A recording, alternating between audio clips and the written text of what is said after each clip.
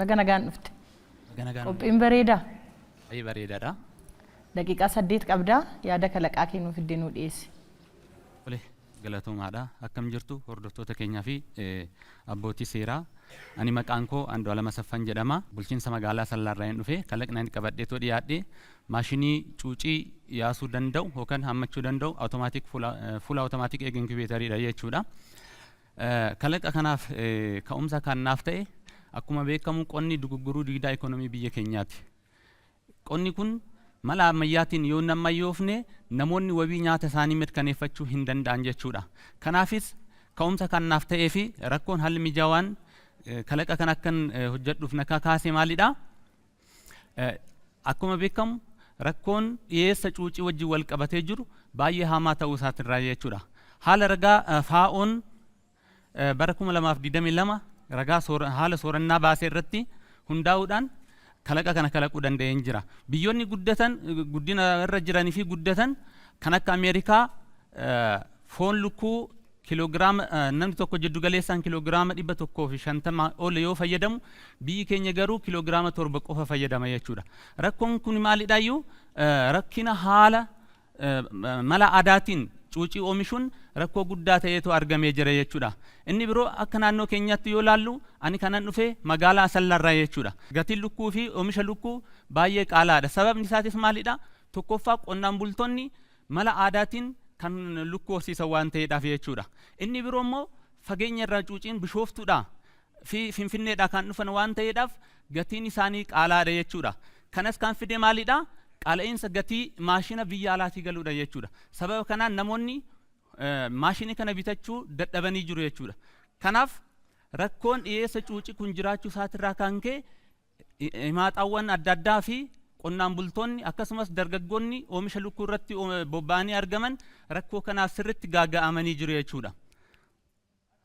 Kanaaf furmaata jedhee kanan dhiyeessee maalidha? Maashinii kana kalaquudhaan maashinii fuula automaatik egg incubaatorii ta'e kana kalaquudhaan ho'aa fi wanna hundaayyuu kontirool gochuu kan danda'u kalaquudhaan qotee bulaadhaaf dhiyeesseen jira jechuudha.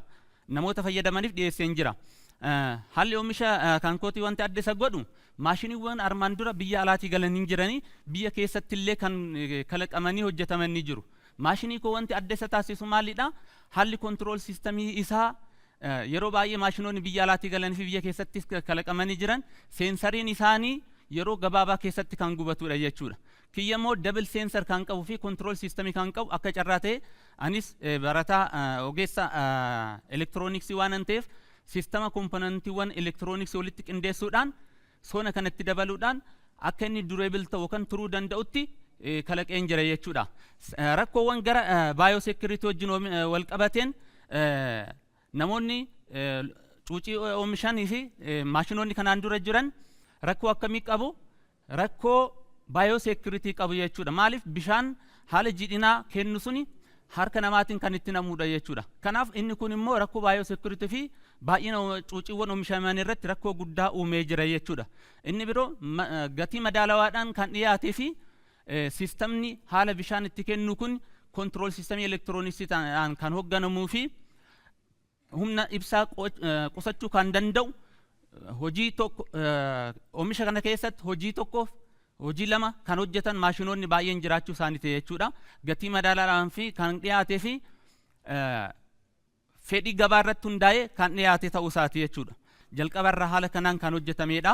Asitti inni suphina asitti immoo dhuma isaa irratti cheek gooneetoo killee Bishooftuudhaa fiduudhaan haala kanaan performaansii guddaadhaan nuuf milkaa'ee jira jechuudha. Haala gabaa ilaalchise maamilli kan keenya qonnaan bultootadha, abbootii qabeenyaa fi intarpiraayizoota qonna irratti bobba'anii argamanidha jechuudha.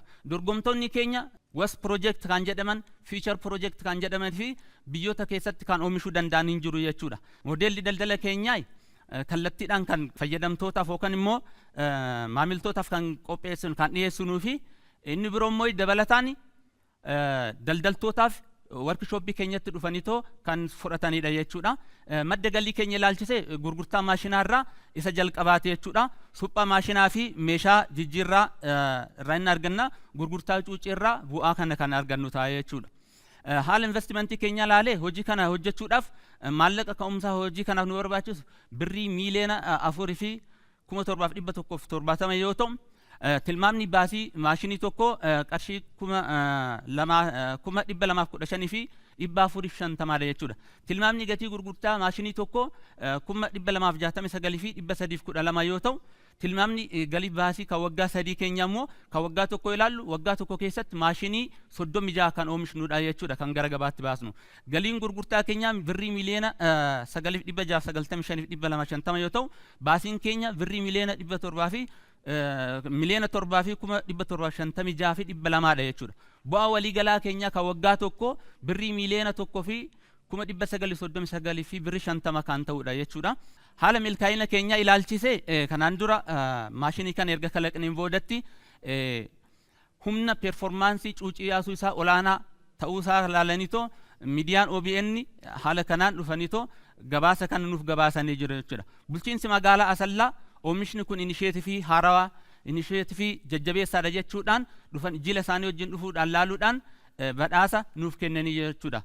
Akkasumas haguuggii miidiyaawwan garaagaraa argannee jirra jechuudha. Gareen caasaan garee keenya akkuma beekamu kaayyoon keenya oomisha biyya alaatirraa galu hambisuu waan ta'eedhaaf kaayyoo guddaa qabannee kan hojjechaa jirru waan ta'eedhaaf haalli hoggansa keenya ammayyaa ta'uu akka qabuuf yaaduudhaan nama barumsaan sadarkaa digirii lammaffaa kan baratan fi muuxannoo waggaa 10 kan qabanii akka dursamu taasisnee jira jechuudha. Inni biraa immoo ani abbaa kalaqaati haala kanaan dhiyaannee jirra jechuudha. Haati manaa koo immoo gurgurtaa irratti kan dhiyaattedha. Galatooma.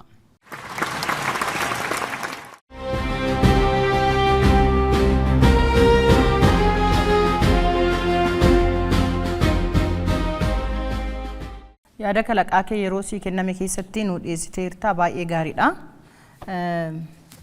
Asumaan hin yaadatta yoo ta'e marsama tokkoffaa kanarratti torbee arfaffaa irratti sagantaa OBN dhaweeyyiin dhiyeesse keessatti yoo argiteeti jiraatte kalaqni akka ati nuuf fiddee kana namni maashina cuucii yaasuu nuuf fide jira. Egaa dorgomtoota kee gaafa immoo qaacistee nutti himtu maashinoota biyya alaa keessaa galanii akkasumas immoo maashinoota biyya keessatti oomishaman nuun jettee jirta.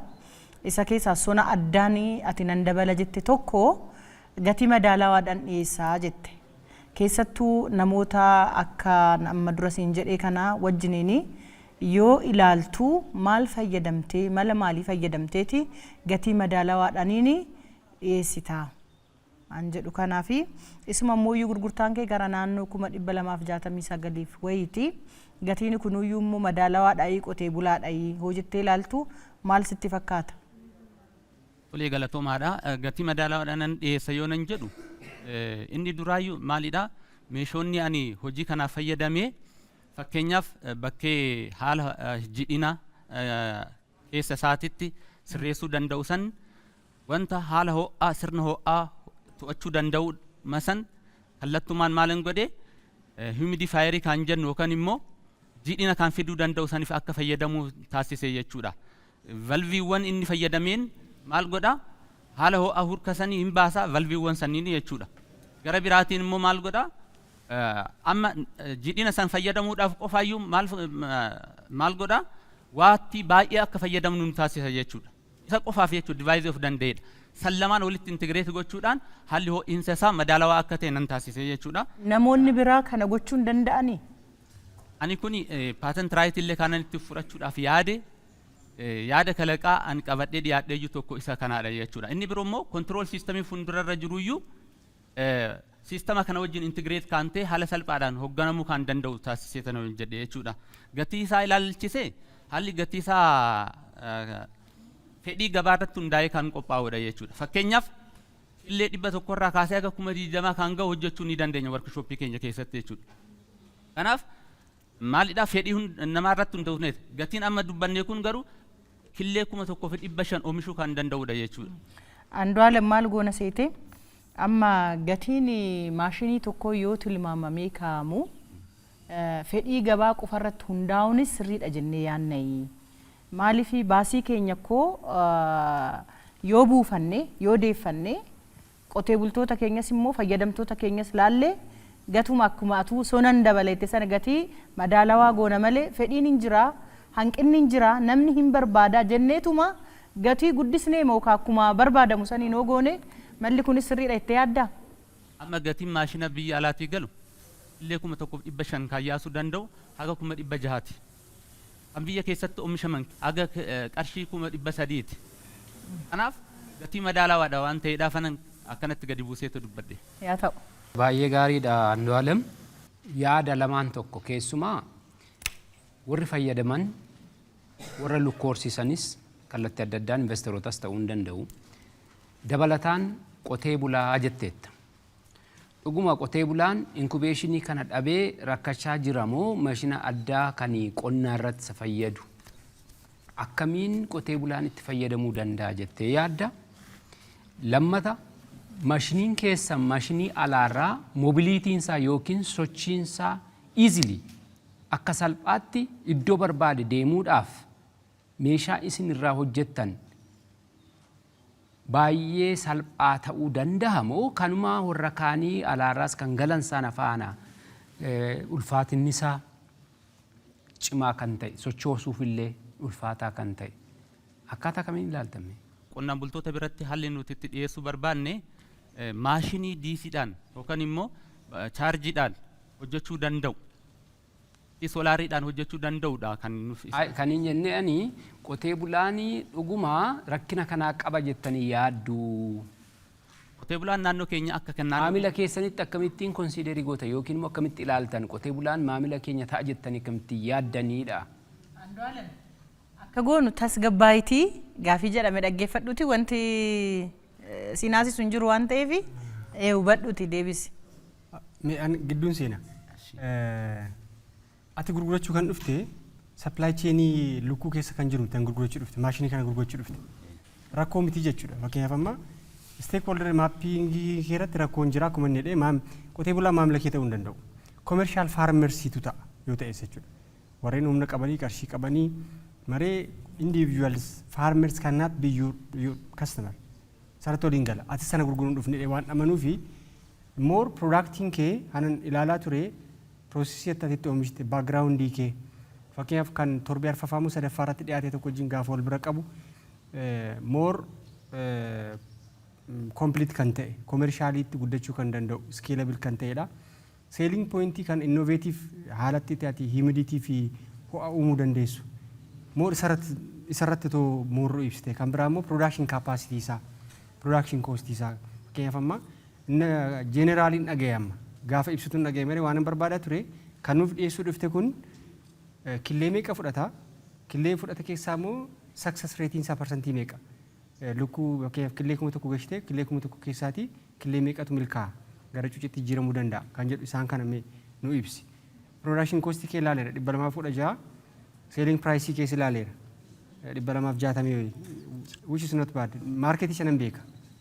Warri biyya irraa dhufus nan beeka. Gatiin itti guddates fakkeenyaaf biyya alaatiin oomishamee dhufu transportation cost guddaa production cost guddaa kan godhu transportation. Ati immoo yaa meeshaan hin beekama meeshaan biyya kana keessatti ati argattu hin jiru garuu biyyuma alaarraa dhufa bakka hin fudhatu gaafa dhufu waan ta'eef sanarraa advantage biyya keessatti oomishuun qabaatta. At the same time electronicsii barachuun kee elektiromekaanikaa fi meekanaaktirooniksii akka hubattu si gargaareera. So kana garuu kana caalaa ibsuu danda'u. Fakkeenyaaf amma isteeppii ta'an keessatti nama salphaa ta'uu danda'a marsaa jalqaba waan ta'eef marsaan ta'an it will be very tough. We deal with the process of manufacturing. Amma garuu baay'ee rakkoon qabu mee warreen ammaa kanarratti naa ibsi. Andu'aalemis hin galateeffannaa yeroon keenya dhumeera carraa gaariis yaawwin.